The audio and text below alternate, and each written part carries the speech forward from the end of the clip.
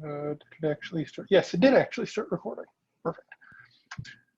So, what did you want to talk about? I know vaguely we Yeah. like ideas around critical participation and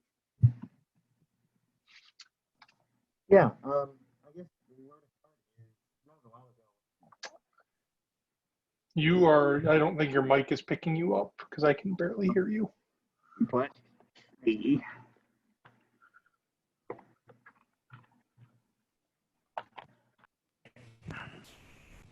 We're going to do the headphone of happiness. Ah, yes, the headphone of happiness. Yep. Yeah, the built-in one, I think, is all full of crap and, yeah, I don't know, Oh, yes. just things. Turns out microphones work better if they can actually get sound to them. Right? Who knew? Who knew? Pesky physics. Yeah, so it was a while ago. I remember you were talking about like a range of things that, the way I remember it is just a range of things that need to be better in education. Yes, yes. And what caught my attention was you said critical thinking, and right afterwards you said critical participation. Yes. And so it's like for a starting point is what does, when you say that, what do you mean? Because those two words together sound really good, and I could make up a few definitions for it. But what are you? Sure. So let me start with where I stole it from, because it's not a Dave Zakvik original. I actually stole it from the Spring Arbor University concept, which is where I did my undergrad and is where I work now. Is Spring Arbor University is a community of learners distinguished by our lifelong commitment to the study and application of the liberal arts, total commitment to Jesus Christ as the perspective for learning, and critical participation in the contemporary world. And so what Spring Arbor means by that and what I mean by that might be two different things, but I don't see it. The easiest way to sort of take it would be critical participation in, I'm just being critical of everything I see, and that's not what I mean at all. Like that's almost the exact opposite of what I mean. What I mean is critical in the sense of we are participating in ways that are important and essential. We're not just pontificating on Facebook about ideas, but we're actually going out into the world and being participants in things that make a difference, that can actually fundamentally change and shape the world in a way that we can't do from behind our keyboards, that we aren't necessarily trained to do, particularly in academia, because we're like, you're trained to read a book and learn about a thing, and then maybe if you're really, really important, you do some more research on it. But a lot of times we miss that sort of, that application piece of how do we actually take this out into our communities and our churches and our schools and beyond the theoretical into the practical, and change someone's life or change a group of people's lives. The other piece of it is that for me, critical participation isn't something that you're going to get right the first time. If you're critically participating in an idea or something you want to see changed, it's not a one and done thing. It's I'm going to engage in this process. I'm going to look at this idea over and over and over again. And each time I'm going to step a little bit deeper into it. I'm going to have a little bit better understanding of it. I'm going to be able to approach it with more information and more nuance than I could the last time I looked at it. And one of the things that got me thinking along this path, there's a fantastic book. Maybe it's a short book, maybe it's a long essay, I'm not really sure how it would be classified, by C.S. Lewis, called An Experiment in Criticism. And he sort of walks through why criticism is important. And he's speaking specifically from a writing perspective of, like, it doesn't matter how technically good a book is. It doesn't matter, like, you could have the best prose in the world and perfect grammatical construction and use fancy words and all that stuff. But what really matters for the success of a book is a critical success if someone reads it, and if someone reads it over and over again, and if someone reads it and can get ideas and mine it for thoughts and perceptions that they didn't see the first time around. Does that make sense, or is that just a lot of rambling?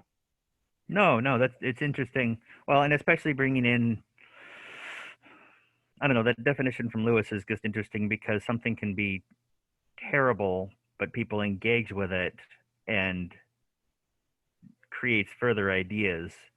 Hmm. Um, but something that is, like just, masterfully, elegantly written and nobody ever hears about it, it doesn't help anyone.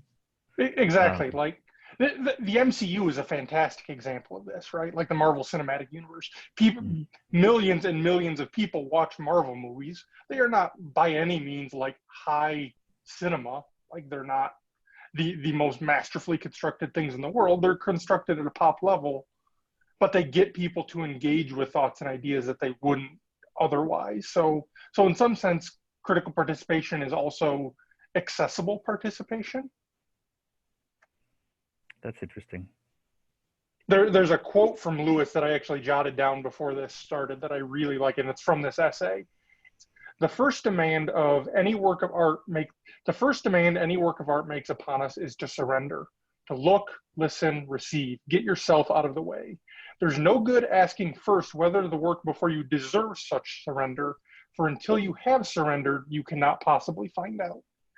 And it's this idea that critical participation isn't just rejecting what we see, but it's in fact removing ourselves from the equation as much as we can and looking at what's in front of us and getting our own preconceptions and biases out of the way so we can actually learn something about what's there rather than just reading our own subtext into the whole thing all the time.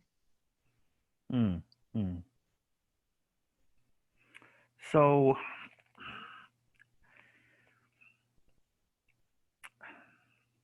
trying to wrap my thoughts around this now. Um, Sure.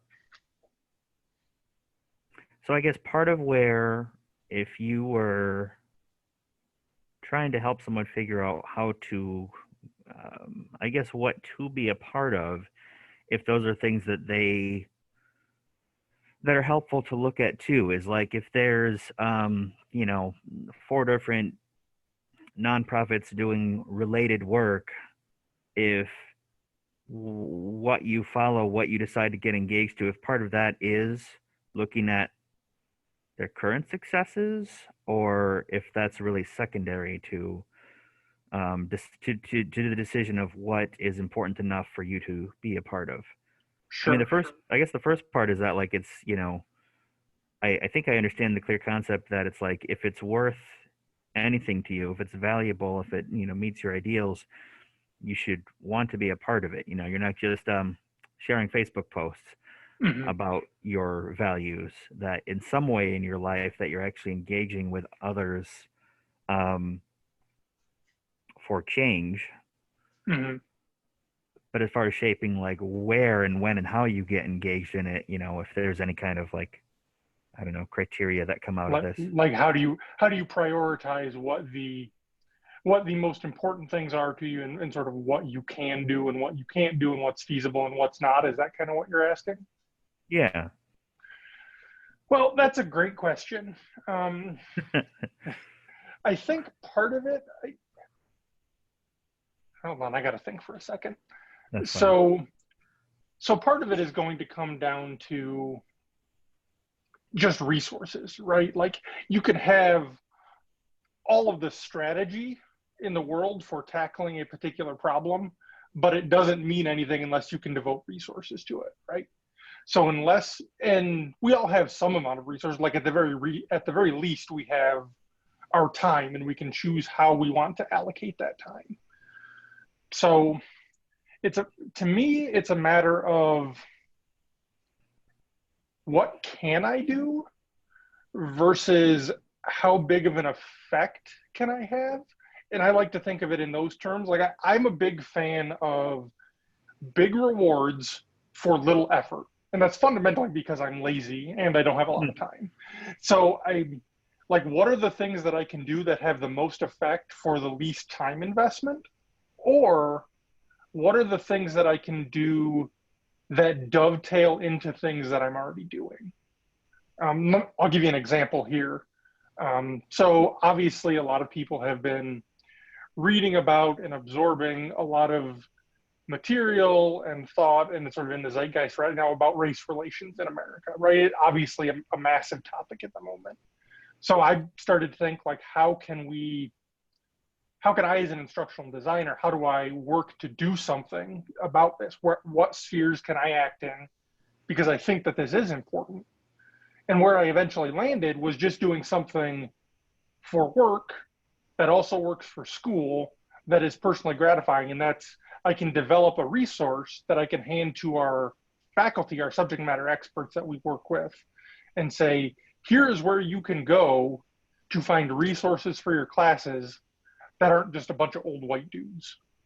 And so we can start having more diverse voices in the conversation. And the reason I landed there was just that it was because it was something that I could do that I had skills in already, but that worked on multiple different avenues for me. So I got a lot of return for something that was, it's going to be work, but it's a smaller investment of time than trying to do a giant community organization or whatever. It's about finding those spheres that you can act in without trying to do too much too quickly. Does that help? Yeah, I think so.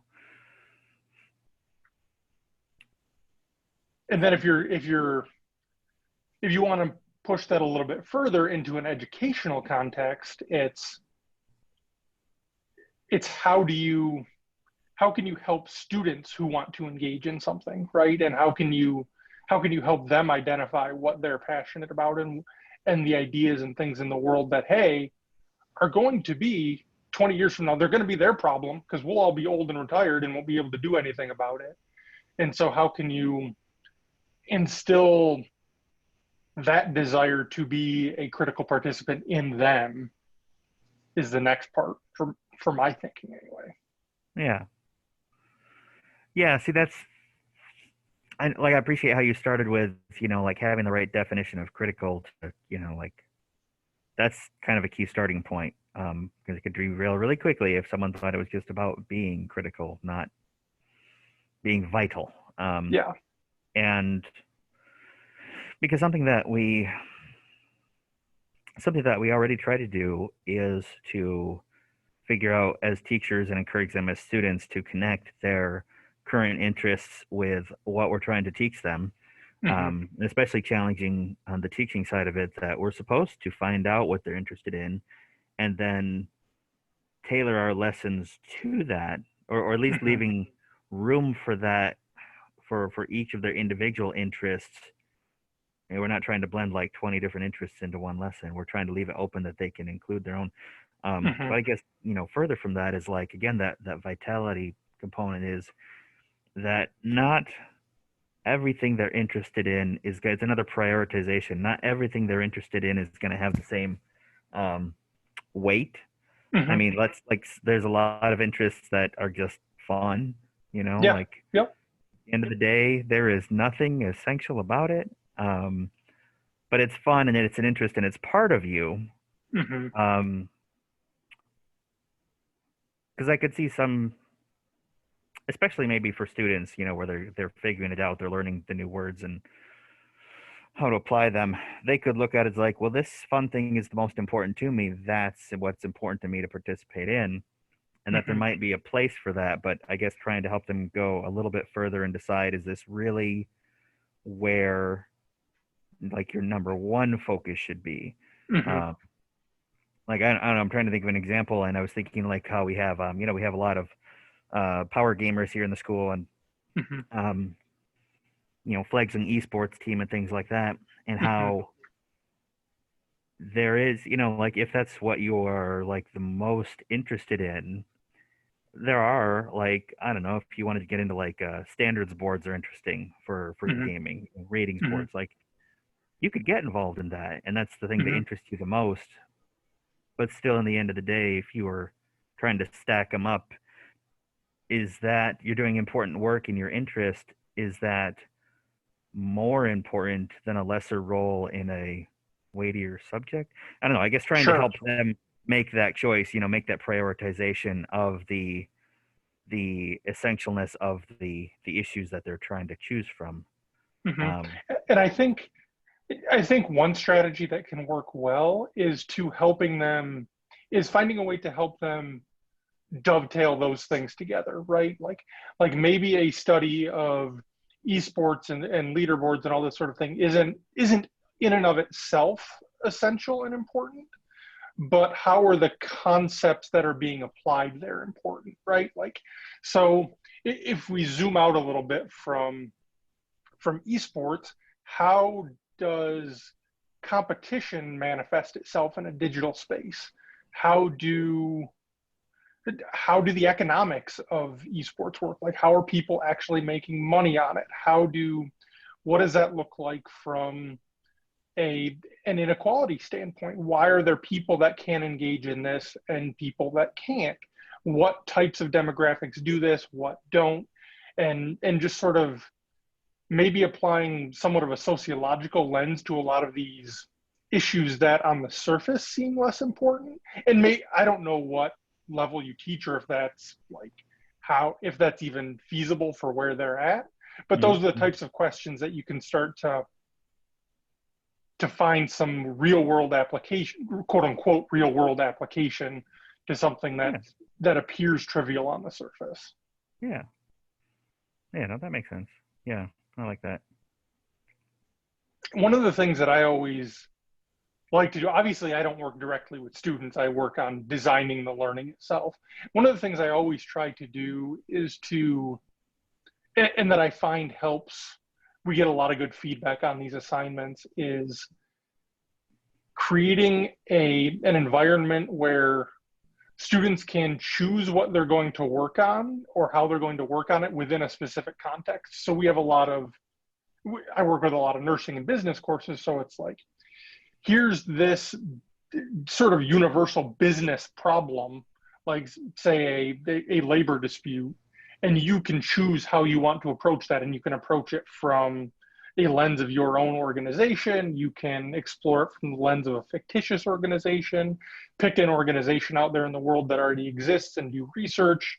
You can write a paper, give a presentation or whatever, and give students agency that way in how they want to actually complete the assignment, rather than what it is they're trying to solve, or the concept that you're trying to get across. So the concept is set and concrete, but how they want to go about it is sort of their own choice. Yeah, and I like that. That's a big deal. That's something we constantly wrestle with, is how much student agency and where to give it, and also how to teach them what that even means, that they even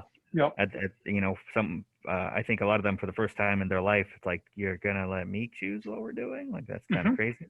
And it takes some getting used to for them to be able to actually act on that, because it's so radical for what most of them have done in education so far in their life. It's vastly different than what a lot of education does. Yeah, well, and even a lot of workplace life, like, you're told what to do. It's You're going to sit at this desk for 8 to 10 hours a day, or you're going to stand on this line and you're going to put these parts on as this widget goes by or whatever. And it's all very structured and regimented, and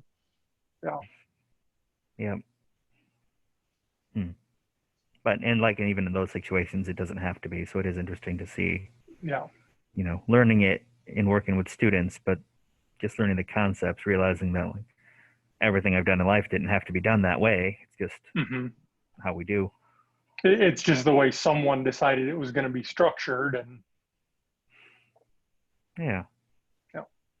no, that's interesting. Okay, yeah. I think that's pretty close to kind of what I thought this would mean from you for critical participation.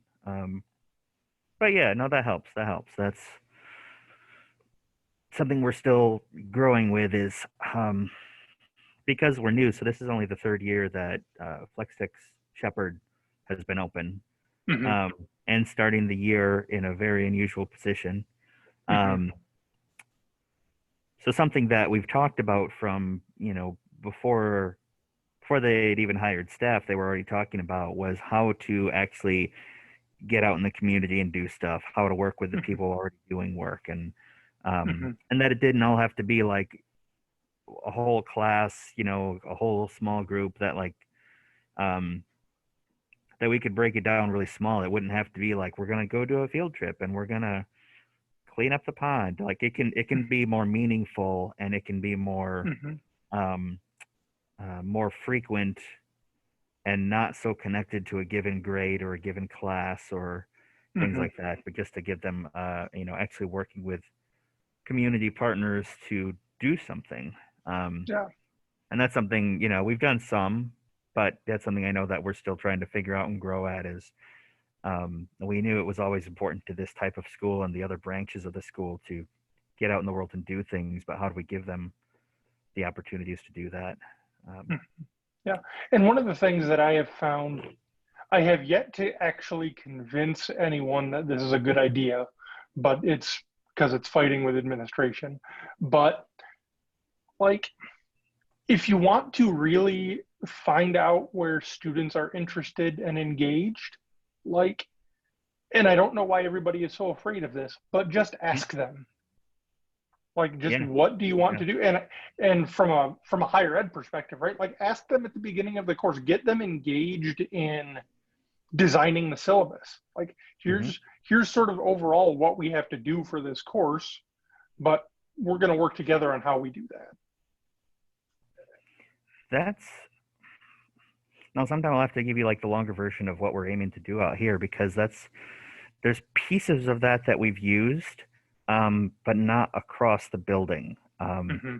So, and I think one thing that I've already seen from last year. So last year they let me co-teach two classes because I was still doing Hmm. the maintenance position, and yeah, just conversation hadn't come yet about what's next. About being Hmm. more engaged in the building.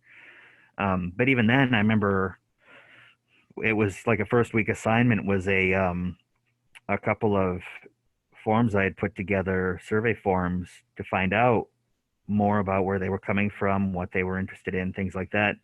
Hmm. But something that I realized through the year, as some lessons were shaping up very differently than I'd intended, and then the year was cut short, was um, if they're seeing that we're asking them what they're interested in, but they don't see an effort to bring it back to those interests, if that doesn't turn them off a little to future questions like Yeah.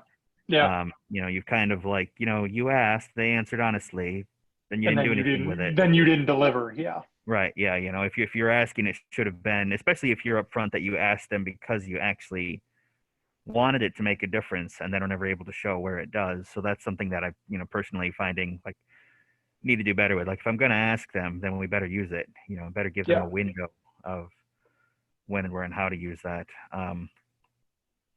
One of the methods that one of our social studies history teachers has brought to the school is a personal interest of his.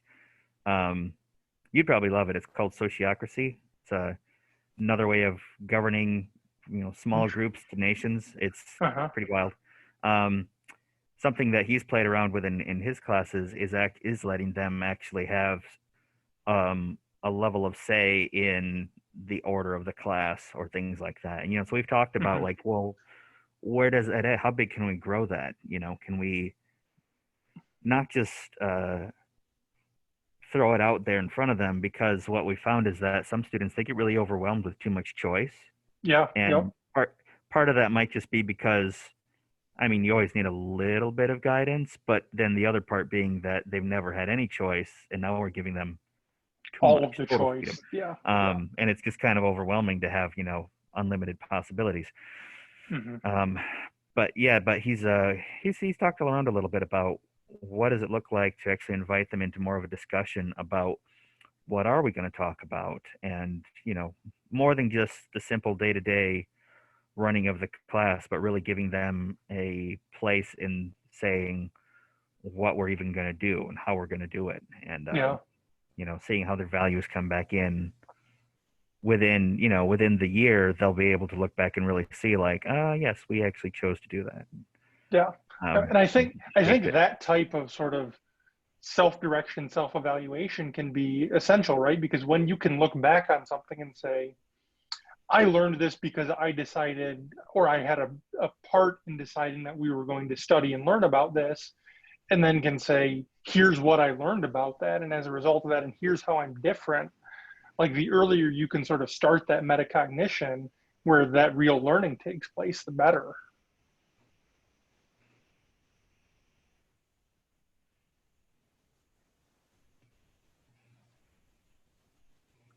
One of the things that I've also found has been, I don't want to say essential, but very, very important, is the idea of tailoring feedback to the way the student wants feedback, or the student best receives feedback. Like some students honestly really appreciate the structure of a grade. Like it's an Yeah. easy system, like A to E. I know how I did, Hmm. and I can go from there. Others want something more granular, like a percentage. Others want iterative feedback, and different students are going to respond to different types of feedback differently. And we talk a lot about in education, like giving multiple means of access. Like I can watch a video if I want, or I can listen to a podcast, or I can read an article, or I can do whatever. And then I can create however I want. I can do the assignment however I want. Hmm. But then I'm going to get my feedback in this one way that's best for the teacher. And that often, like, you've undercut the whole process, Yeah. because learning is about feedback. And if they don't get feedback that's valuable to them, like, are they ever really going to learn and internalize what they were supposed to? And obviously that's challenging, right? Because the more different types and levels and layers of feedback that you have, the more work that is for the teacher. Yeah. And at the same time though, I feel like I think part of it's like the way you capture it and the way that you distribute it. Because as you're going along, I'm thinking, except for the most black and white assignments, as you're going along looking at what they've done, you're having the thoughts. There just might not be a habit of writing the thoughts down if you're doing a letter grade. If you're in like our kids' elementary and middle school, they've gone off the deep end on very descriptive, very lengthy gradings. There are no percentages, there are no letters, and you really don't know where your kid stands throughout the year, Mm-hmm. which only is frustrating because that's how I was raised to just that's how I know if they're doing a good Yeah. job is their stamp of approval. But they've really Yeah. gone off the far end on that descriptive type of thing where as they're doing that, is there a way to stick a number on it? But then in the presentation side, because we have the student portal, because we're high school, we're middle school and high school, Mm-hmm. technically middle school. We only have eighth grade so far, but I kind of call us middle school and high school, and hopefully we expand the other grades.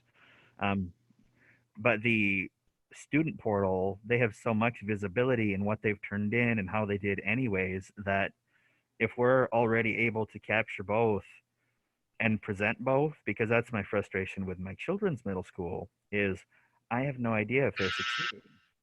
Yeah. Um, where in other schools, you have no idea how they're behaving, how they're engaging, because the letter Mm-hmm. doesn't capture that. Yeah. Um, it's like what they used to have, like the citizenship grade. That really doesn't Yeah. capture what that's meaningful. Yeah. Um, so if you can capture both, since you're evaluating in both ways anyways, but if you're used to a certain format that doesn't capture both, or your whatever your equivalent to a grade card is doesn't present both, or have the options at least. Yeah, Yeah. Yeah. Feedback is tough. When I heard, I was, I'll see if I can find the article, but I was reading an article the other day about a university professor who effectively, like, does a lot of formative assessment throughout the semester, like self-reflection, and this is what I think about this, and that, those types of things. And then because he's required by the university at the end of the semester to give a grade, he's like, okay, give yourself a grade and justify it to me. And that's what we're going with. I reserve the right to change it, but I'll tell you why I changed it if I did. hmm. I don't know how well that would work on a middle school or high school level, but it's at least a thought. Yeah, yeah, yeah. Well, it's a good exercise at the very least because self-assessment is hard. It's, it Yeah. takes practice. Um, even the trainings we've been doing this week, that's come up is like actually saying what are you doing well and what's good about you is almost harder than saying what you have struggles with. And Yeah. so yeah, that self-assessment, that's not a very instinctive, intuitive process, I don't think. At least not for most people. Yeah. And it's something that we need to be good at, right? Because we have to do it all the Mhm. time. Because like if we're going to learn something new, right, the first thing we have to understand is that we don't know it or that we're not good at it. And if we're not capable of self-reflecting to do that, like we're just going to continue going through life being idiots. Yeah, yeah. Well, and that comes up in kind of a practical way too, in that it's not something I've used like really rigorously, but one of the pieces that was suggested as a starting point for some of the projects we do is that you start out by asking yourself, what do you already know about a topic and what do you need to Mm-hmm. know? Yeah. And it's basic, but even at a very uh, bottom level, hardware level place, if you're gonna assemble a, I don't know, a shelf, you still have to ask if you have all the pieces. Yep. That's yeah. So that so in any type, from any level of complexity or yeah, having some kind of assessing abilities, just Yeah. asking what you know about something Yeah. I, and I where you go really, from. really, yeah, I really, really like that. One of the things that we try to do as a design team is to go at least 3 levels deep with that question. Like, Hmm. okay, what do I need to know about this? And what do I need to know about the things that I need to know? Like to try to figure out like what are the unexpected questions that are going to come up that I'm not asking initially because my frame of reference and my experience has sort of blinded me to these avenues that I'm not necessarily instinctually going to think about, but have the potential to become either problematic things that I need to solve or just different avenues that I need to be able to understand to really get a hold on a good solution to whatever I'm working on. Hmm.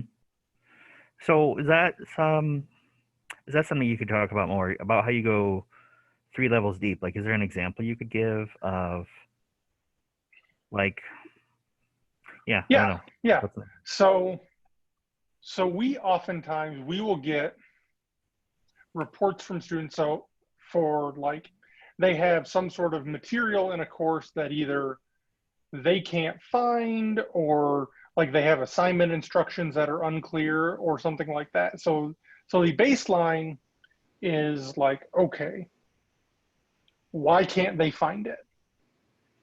And so okay, so maybe we put it in a spot that is somewhat unclear or it's not necessarily in their field of view. So maybe we can adjust that. But then the next level of that is okay, if we move this here, what unintended consequences is that going to have?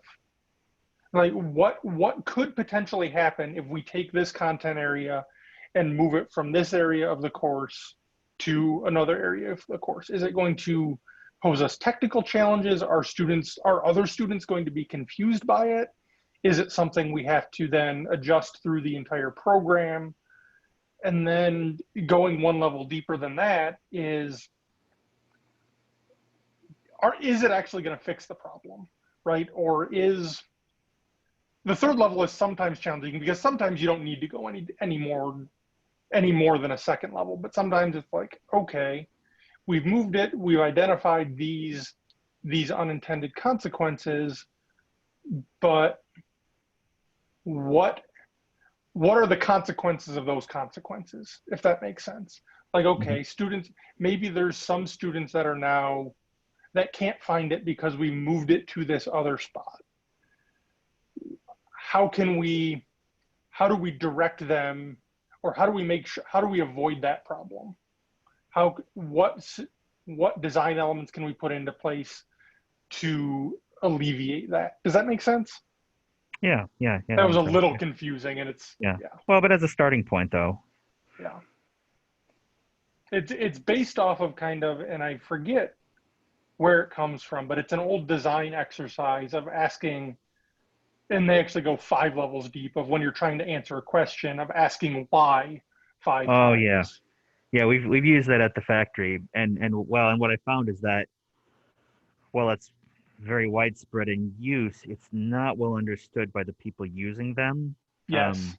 The whole idea that it's supposed to get to the root cause, Yep. and in practice, it tends to lead you to what you had already supposed to be the root cause. You know, Yes. your I forget what the word is. It's like what, like a self something bias. Yeah. You Self something. Yeah. I know. Yep. yeah, you Or already the know what you want the outcome to be, so that's where it leads you. and The other especially way I've seen it go awry is it will lead to 5 different root causes, and nobody really spends the time to analyze, like, okay, this is like these are the ones that are actually the problem. right.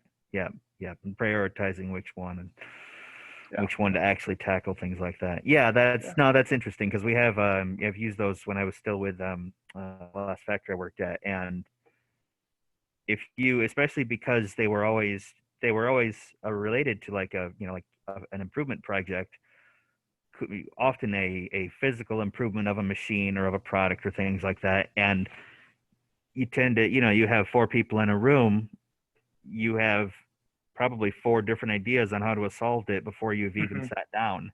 Yeah. And yeah, the tools, unless you're really rigorous about actually using them properly and have been Hmm. trained to understand how to use them properly. Yes.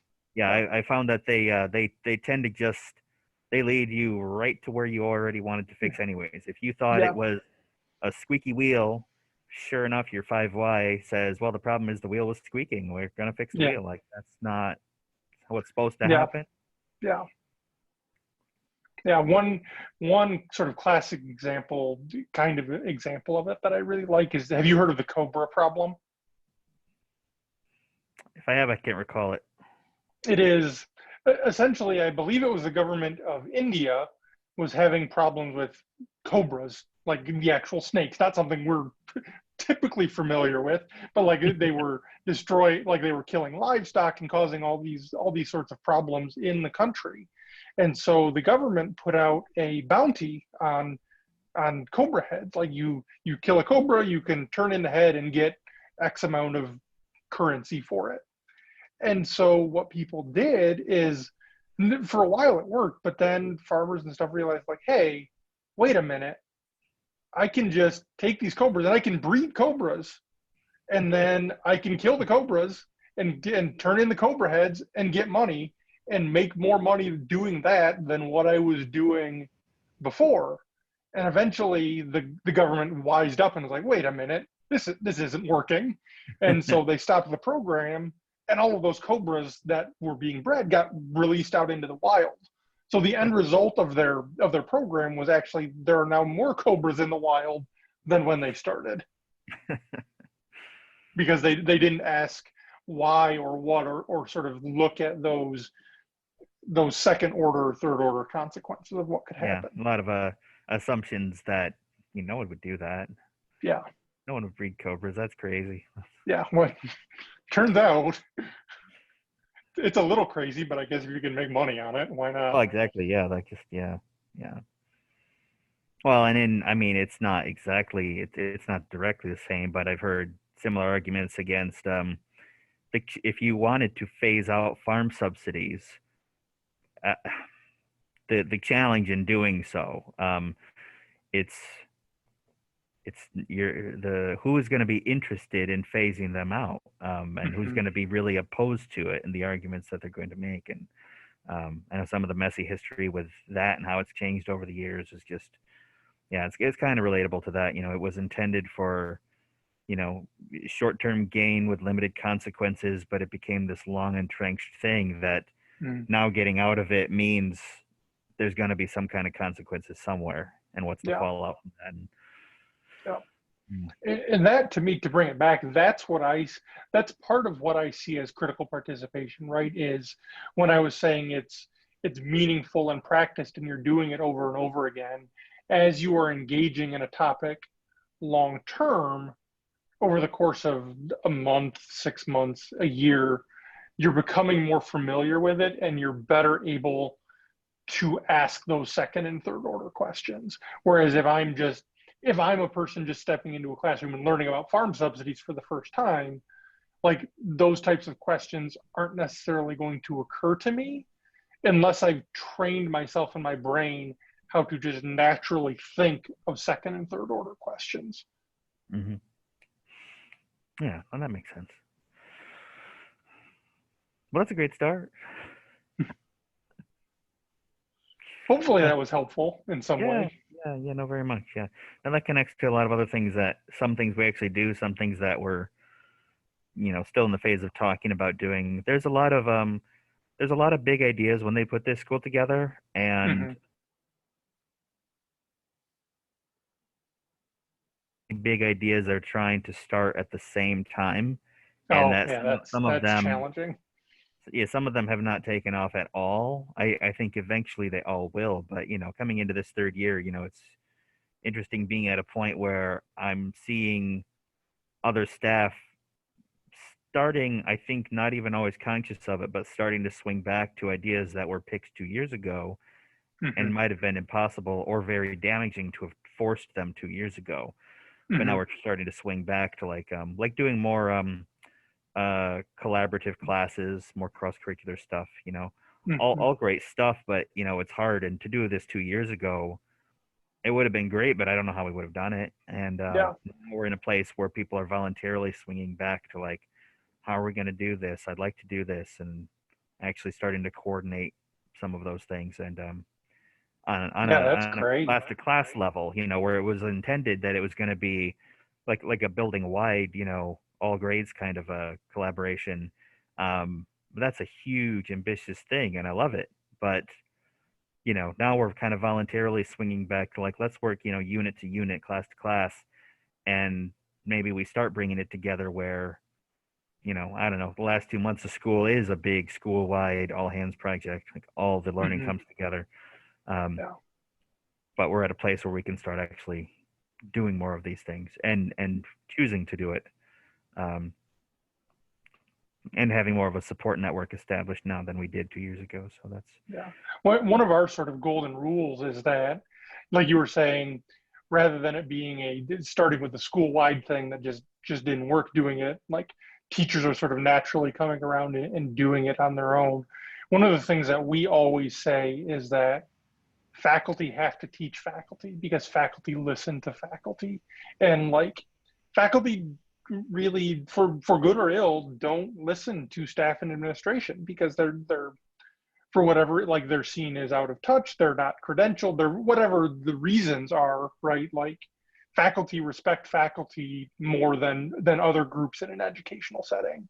And so you have to, when you're trying to launch an idea or get buy-in, it's often easier to start with, okay, we'll get 2 3 teachers on board and then they'll spread it around the building. no, that makes sense. That makes sense. And it's well, and especially I imagine that's of course Spring Arbor is huge, but even a lot of the smaller local schools, you're still talking about a couple dozen people at least. Where Yeah. we're in a very unique, rare spot. It's a brand new school. It's a arm of a very small charter school. We're less than a dozen people, Mm-hmm. and we've been really fortunate with who started out here in that first year and who came in the second year and now the third year. Um, that we have a really close partnership between our principal and the office manager and all the teachers, that we really are on the same page on a lot of things, and we That's can have these fantastic. discussions. And I don't know how you would, how you kind of bend that course in an established school, um, even if it's one that tends to be very kind of out on the wild edge of what they're trying to do. Mm-hmm. I could see that still being kind of thing. One of the local middle schools, even, they have it's the they don't actually have a vice principal, but whatever his title, he's basically the vice principal. Well, Hmm. he handles a lot of the curriculum decision and kind of the direction the instruction's going. Yeah. So he's like right on the edge of being, between the teachers and the administration. Yeah, he's like a curriculum developer type of. Yeah, among other things, he does like a Yeah. million different things out there. But yeah, so it's because even there, they have him and they do really great work, but there is still some a little feeling of, well, now what are they telling us to do? Yeah. Even though at the same time, it's a great school and all the teachers are really on board with what they're doing, there still is sometimes a feeling Ugh, of there's this another administrative priority that I have to deal with on top of my other 10 highest priorities. Yeah.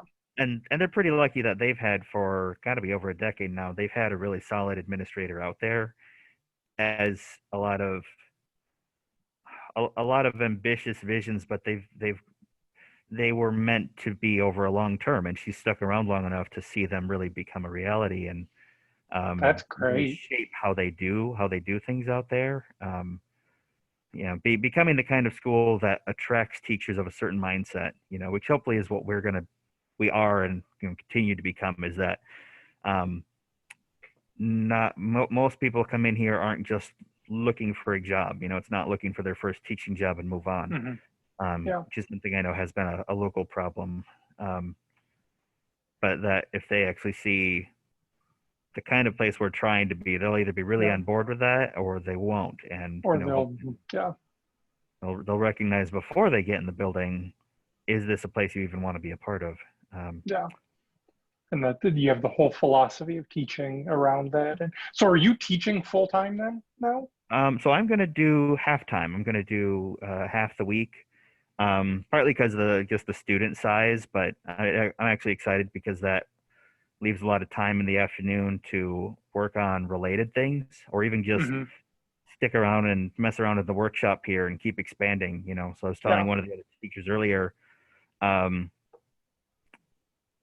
as long as I can afford to stay on halftime and don't have to do like an afternoon job or something else, find something else to do. I want to spend some time trying to figure out what I want to propose as far as how our skills program can grow, Hmm. both as the classes we offer, but also the type of partnerships we try to make in the community, the type of projects we do, um, some of the wilder ideas that they would come up every now and then, but we're clearly not in a position to offer. Like, is there any reason we can't offer a space as like a community workshop or do evening skills classes, things like that? So I'm hoping to spend some of the off the clock time trying to uh, outline what this could be over the long haul Hmm. and among other things. There's some other groups that I want to partner with that um, I think run pretty parallel to what I like doing and what the school is doing. And but yeah, so we'll be 3 classes, and like like you've seen on Facebook, like my biggest like personal commitment is that if you're at home and you want to do these online classes, that they can be hands-on at a home Yeah. somehow. Yeah. And That's just that's fantastic, right? Like that makes me so hopeful for the future of K-12 education because there are so many people that are just like, nope, online is terrible, without the realization that no, online is just how you're delivering the information. Like they right. don't It have doesn't to, have to be terrible. and Yeah. yeah, not everything has to be online in an online course. Right. Yeah.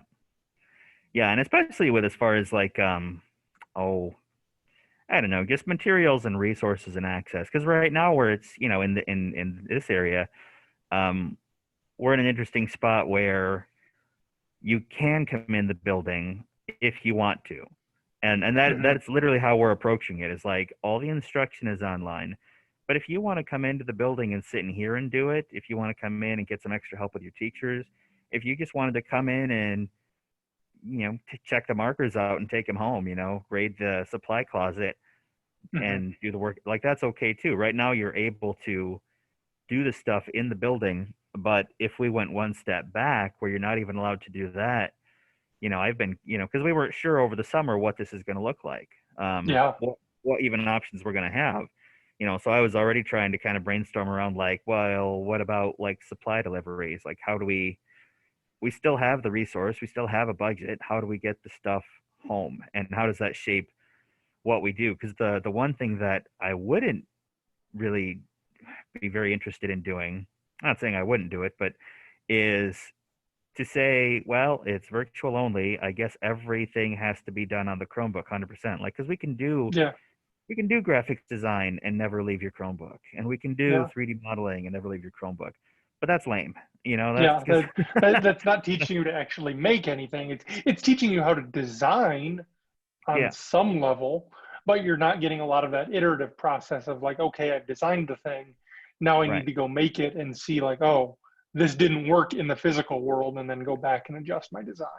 Right. Yep. And that, somehow even in the state of things right now um that we can give them more than just, I mean, it as cool as it'll be to see some students would really engage with like, well, I'm going to record a bunch of YouTube videos and get really creative with that. Well, that's fantastic. But I don't want people to think that's the only options we're exploring. Yeah. I mean, that's Yep. not what I do at home. I've been home all summer, shut in, but there's more to do. There's things that are vary for some of our types. Like, I'd love to see sub students really go off the deep end with making virtual worlds to explore. Yeah. But I also want to really support the kids who want to just be out in the woods all day, and they'll only log in to check in and assignments and turn things in, find out what's Hmm. next, and the rest of the time they're going to be offline doing what they do. I really want to be able to support both of those, and I'm pretty Yeah. No, confident absolutely. can. That sounds It's fantastic. I don't know, kind of a more of, not to make it sound like it's going to be easy, but I think it just starts with just a commitment that you're going to do that you're going to support a class like that. Hmm. Because One of then the it really just things. gets into. I'm sorry, you go. No, go ahead. Finish your thought. Um, well, I was just thinking, and like some of it really comes to like what specifically we're offering, because there's some things that I'm thinking about offering in building that would be more of a struggle to do at home, either because of the tools that they use or the types of techniques we're learning really need you to have like a hand on it to get to use. Not everything is really uh, Tough to learn how to use a table saw virtually. right, yeah, yeah, and to a point you can, but then the first time it goes wrong.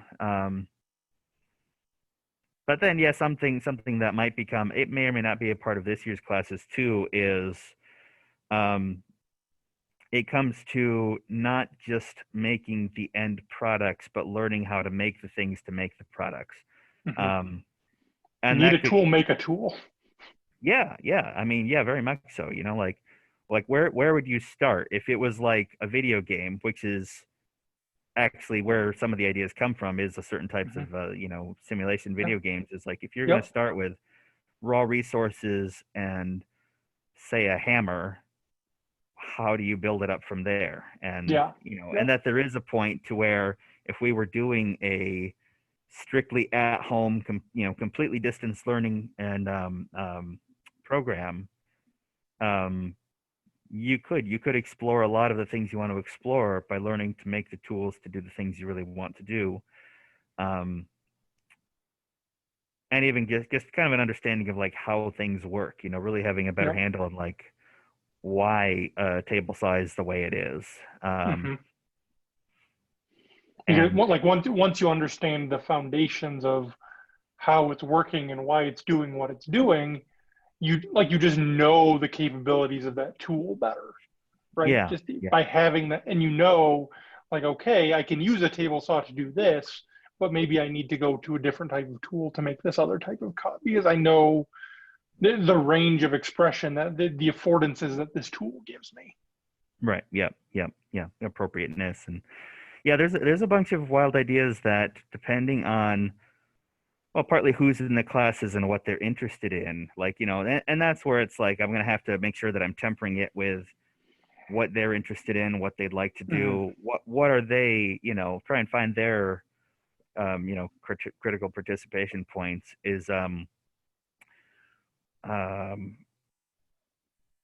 the topic is the phrase is appropriate technology. You know, not Hmm. everything is right and everywhere in the world. Yep. Um, and for a number of different reasons. It's not always because of economic. Sometimes it's because of, you know, cultural impact. Sometimes it's because of local material availabilities. Yep. Um, but you find similar needs all over the world, and how to meet those needs with a variety of appropriate technologies. And you know, so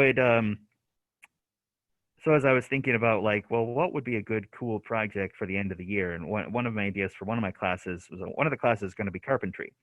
Hmm. And my initial knee jerk reaction, even though I'm like, I'm on board, let's do it, let's do carpentry, my initial reaction was like, oh man, we're gonna make like chicken coops and sheds. That's lame.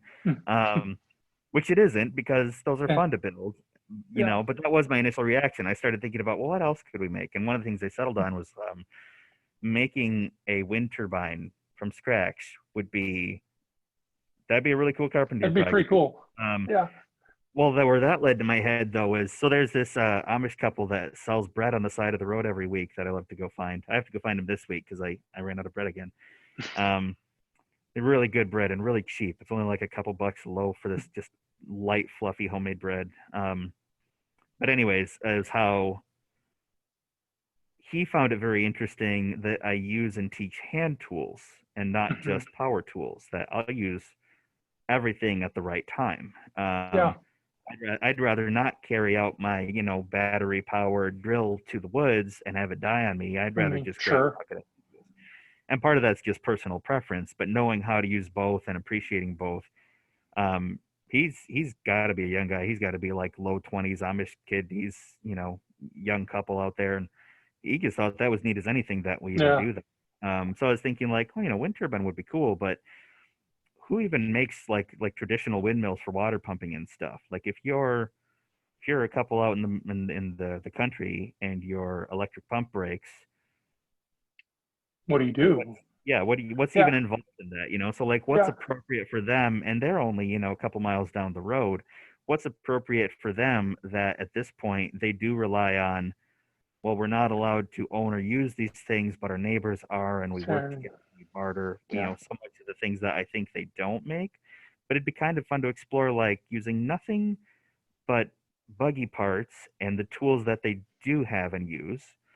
Could we make uh, a a turbine that's adaptable to a variety of things?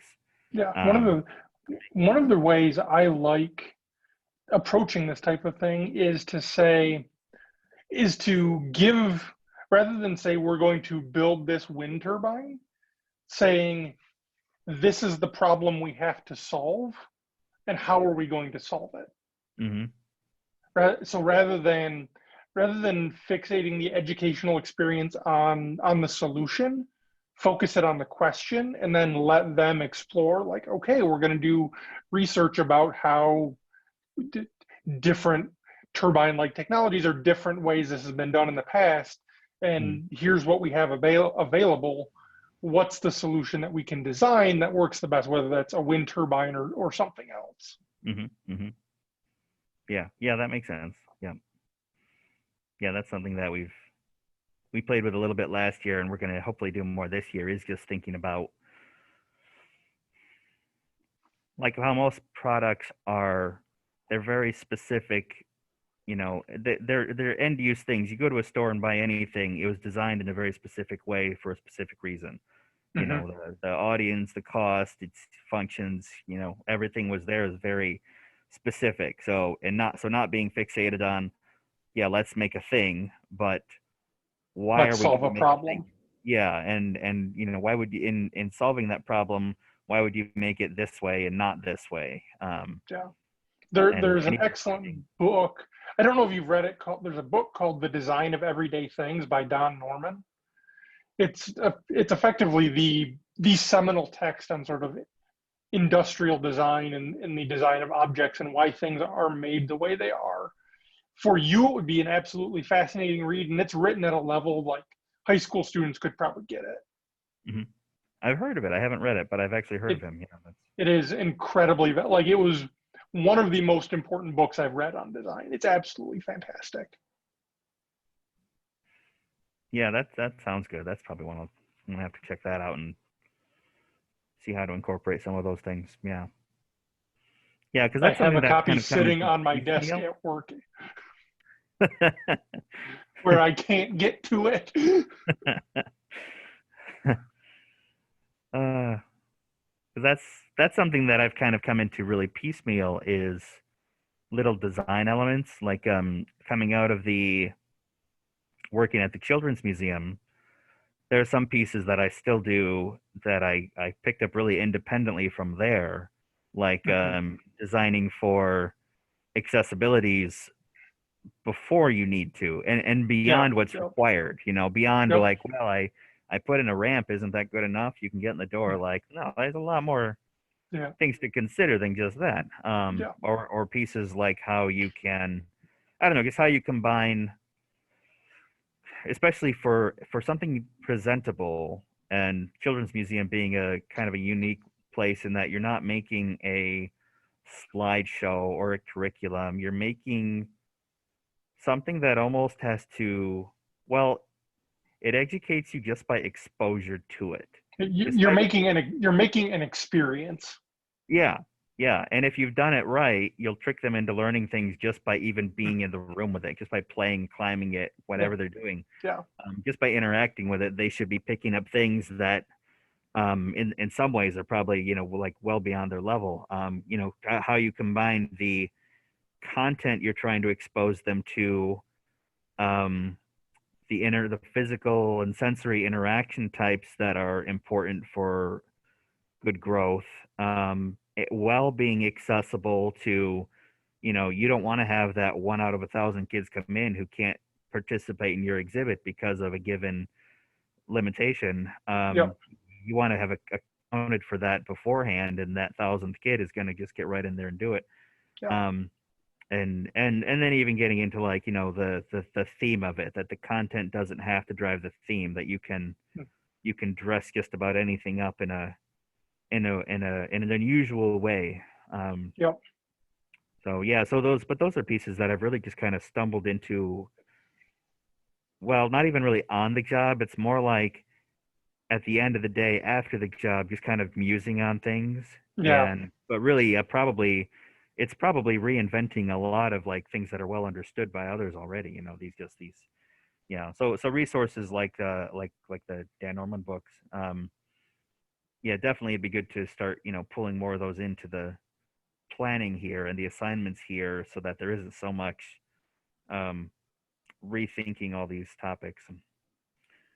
Um, Not waste time on that when you can get, if you can find a good resource and get right into the actual yeah, doing. yeah. Why reinvent the wheel if somebody else has already done all the work? Yeah, yeah, yeah. And then, I think one thing is just finding like a good, not exactly a checklist, but something to just kind of, like self-check. Are you actually synthesizing all the things that you want to be? And if you're not, there's a reason for it, and you're aware of that reason, but not to just have gone and made something and realized you didn't consider several key areas. Yeah, there is a. I don't know how familiar you are with, because effectively what you are doing is instructional design, right? Like that's what you're talking about. And there is a model of instructional design called the ADDIE model, ADDIE. And effectively, and you're stepping through 5 different stages. So first you're doing you're doing an analysis, and you're asking all those questions that we talked about earlier, like who is this for? Who's going to use it? What skills do they already have? What institutional resources and affordances do I have? What things are going to work? What isn't going to work? Those types of things. And then you go to a design step where you're actually like, okay, here here's what I want them to learn. How am I going to assess how they're learning, right? Like what is the authentic evidence that they're going to present that shows that they've learned or mastered the thing? Mhm. And then you start to, after that, you start to develop the actual interactions and experiences around that. Like, okay, if this is what they need to present or do at the end of the thing, how am I going to scaffold them up, and how am I going to get them there? What are they going to do throughout this learning experience to ultimately express that authentic evidence. And in that spirit, like you're building prototypes and you're testing stuff out too, because sometimes you'll build something like, oh, well, even that didn't work the way I thought it was going to work, so I have to try again. And then you actually implement it and run it. And the last step is evaluation, which is kind of dumb because you should be evaluating the whole time, but they had to have something at the end, and it made a cool word. So Right. Well, and it doesn't hurt to have a good wrap up, yeah, like a yeah, good after evaluation, like, no, you're yeah. right. You should be mindful of that cyclically as you go through it, but definitely at the end of the big loop, I guess, Like was this actually effective learning? Like did they learn what I wanted them to learn? So so on and so this forth. morning, one of our sociocracy training, it's, I think, fifth out of a 6-step training, was on nothing but feedback loops. Hmm. And but also part of it was the different types of things, to be specific about what category you're getting feedback on. So, like, Hmm. analyzing or evaluating the, did you reach the topic, were the experiences valuable, things like that, did they even attain mastery, um, Hmm. uh, that those are good. But even just evaluating that process itself, that Yeah, 5-step process itself, is like, so that's something we were learning about today. Even was like, so often at the end of the meeting, when we use this feedback round, what we've been doing is like, oh, it was a good meeting, feels nice, it's just kind of like, good job, guys, and we yeah, wrap up. But we're not really, we haven't really been in the habit of evaluating the process of the meeting. yeah, And maybe we don't need to do that every time, but just so that we're doing it sometimes, or that we're evaluating.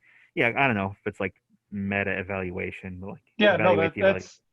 that's essential, right? Because if you think you are doing things that are helpful, but that are not actually helpful, or that you could be doing better, and you're just in a design process that you've always used, like you don't know if you could be doing better or not, right? Hmm. Hmm. If you don't Right. ever stop, and take the time to say, are we doing this right, or are we just doing this because it's the way we've always done it, or Mm. are we doing it this way because it's the easiest, or are we doing it this way because it's the cheapest, or are we doing it because this is the way we're all comfortable with, right? Like, and as those types of design shifts are hard, because people will, like, the more you can ask those questions now when you're still, I mean, you said you're 3 years old. Yeah, yeah. You're, yeah, like the more you Yeah, can we're just bake that babies. type of the more you can bake that type of stuff into your organizational culture to begin with, the better off you'll be long term. Because as you onboard and bring new people in, you'll just be able to integrate them into this system of, we're going to ask questions and we're going to think about our processes all the time, rather than, well, we're just going to do this because it's what we've always done. Like, getting people in the habit of always asking questions is super helpful, because a lot of Mhm. people just won't ask the questions.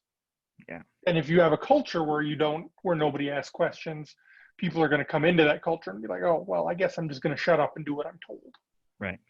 Yeah, and to use that feedback, that if Yeah. it doesn't feed into, well, I guess kind of in a related way to what I was saying earlier about like asking students for their interests and never incorporating them, the next time around, oh, why bother? Why even tell you what I'm interested in? You're not going to use it. If you need to Mm-hmm.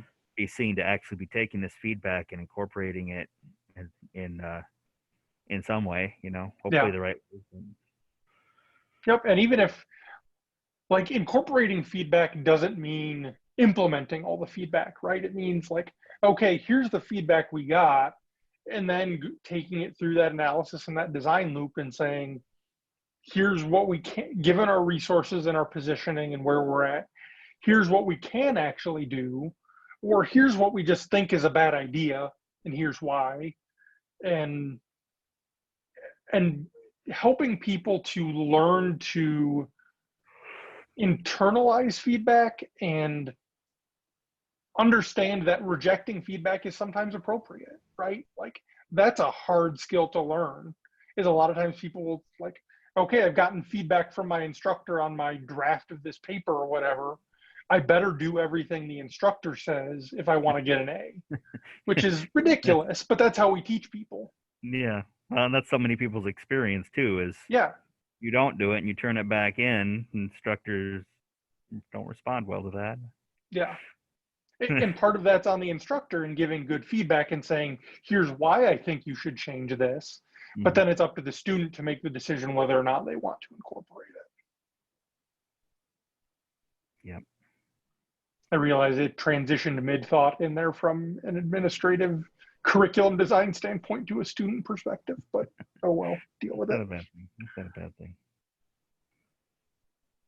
No, I'm just writing something else down. I was thinking of was that about the specific feedback with mostly for me is when I'm giving specific feedback to leave it open what they should do, Mm-hmm. like the changes they actually make. Because and I can't recall from last year, when we would do like evaluations on projects, and we tried to get into a loop because I was partly basing it off of there's a couple other loops that it's interesting to me how many different approaches there are that use a very similar circle, but with different words. Sure. And there was Well, it's one I education. We learned. got to come up with different words to say the same thing every 5 years. That's how it Oh yeah, works. well that and how many people aren't even aware that there's these other concepts already out there. So the one Yeah. in one of the ones in factories is plan, check, plan, plan, do, act, check. I don't know. Something PDCA, like that. Yeah. something like that. But it's kind of the same idea of like getting information, do a thing, evaluate it, repeat, um, and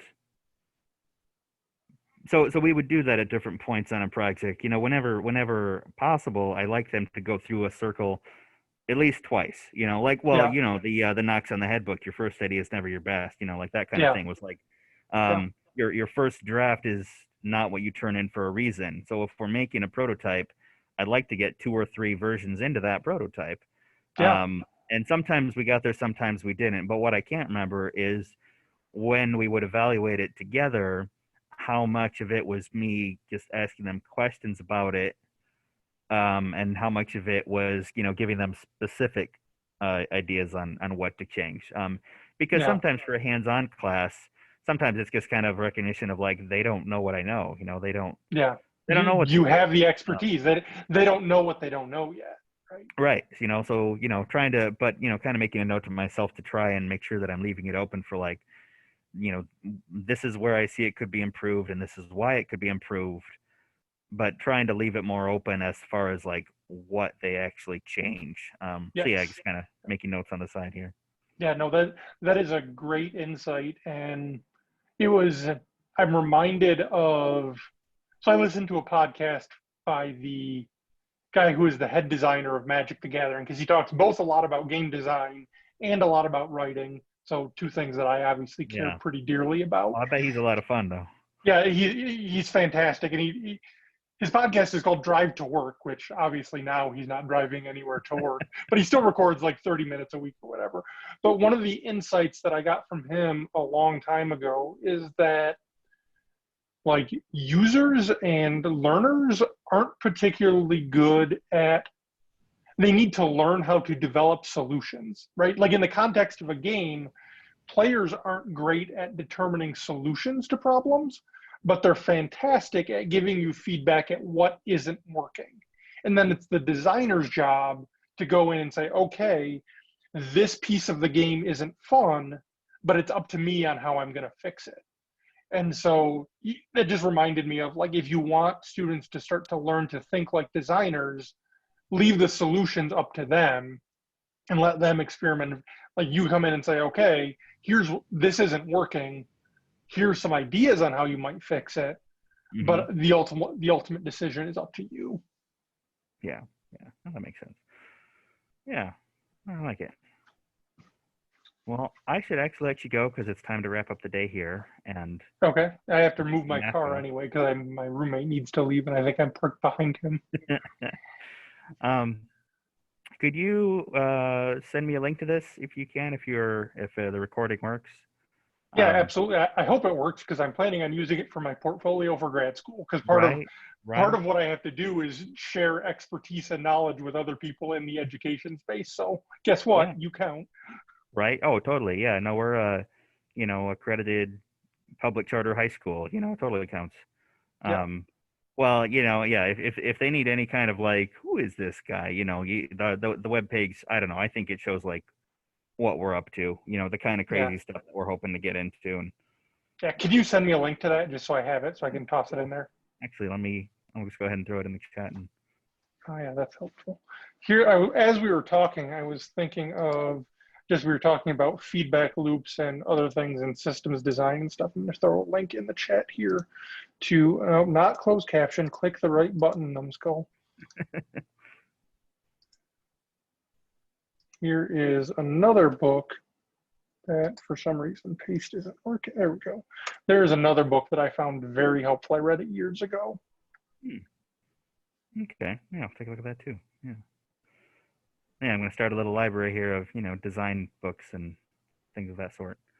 Now, if you want design books, I can give you tons and tons of design books.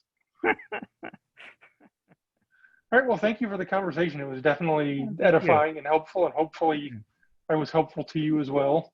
Oh, definitely. Yeah, no, definitely. That helps. Yeah, it helps kind of clarify some things that I know we hope to do with students as it is. We're just not sure how we want to do it. But even just, well, because they're high schoolers, we've got everything Yeah. from like eighth grade through 12th, so that means the age range is anywhere from like 13 to 18, things like that. It's just Yeah. some of them don't care. They just Yeah. they just even if we're the cool school, they really just want to have a good time learning what they do and get on with Yeah. it. Yeah. So even how do you show them like within wherever they're at that there's things you can do that will matter to you, even if you think Hmm. you don't care and you want to have fun and play video games all day. But Yeah. then at the same time, we've got like Hannah's. She's going into ninth grade this year, which is crazy. Hmm. Going to be out here at the school. Um, but she was complaining even 2 or 3 years ago that if you're a kid who is interested in things, there's nothing you can do. There's no way to get involved. She was getting really Hmm. bummed about that. Like these things matter, but I feel powerless. So like yeah, Yeah. kind of trying helps to figure out like how we can present it to them to show them that you can be involved and it's important to be involved, but figuring out the where and the what, like that's really independent. That's really on you. And Yeah. yeah, so at that, yeah, that definitely helped clarify some things that they really run parallel to a lot of what we're doing. And yeah, once we actually start rolling and I get this cleaned up, it's kind of a dump behind me right now, the workshop, but it's coming along. Good deal. You have to show you like more of what we're doing, and Yeah, for if sure. I don't know, I would love to keep me informed. And you had mentioned something in your Facebook chat. You had a game design idea about something. If you oh come back yeah, to me, well, we can talk in a couple months about it because my next class is actually educators as game designers. right, yeah, yeah. Now that's something that I think would appeal to some of the students in that even the hands-on ones, like what are we making with our hands? What are we making with these woodworking tools and stuff? Like Hmm. I don't know, kind of in a related way to making the children's museum exhibits, like I should Yeah. make a game and trick them into learning. But I don't Yeah. want it to be an obviously educational game. It should Yeah. be fun, or like Yeah. I don't know, trying to explore weird topics like some of the I don't know, some of there's so many weird complex games that help you understand geopolitics and like Yeah. who thought that could be fun? But there are Yeah. successful games out there for all topics at all levels. Yeah. And yeah, so that's definitely something where if they don't want to make a direct solution, well, I guess it is a direct solution, but to a very indirect problem. Like, Yeah. how do you make school better? How do you make school more fun? Like, well, what if we played games all the time? That means we're going to have to make some pretty awesome games that don't exist yet. Yep. Um, so yeah, yeah. So we'll swing back to that one too. And yeah. Very Okay. cool. All right. Well, thank you, Dave. Have a good Gonna afternoon. Yep.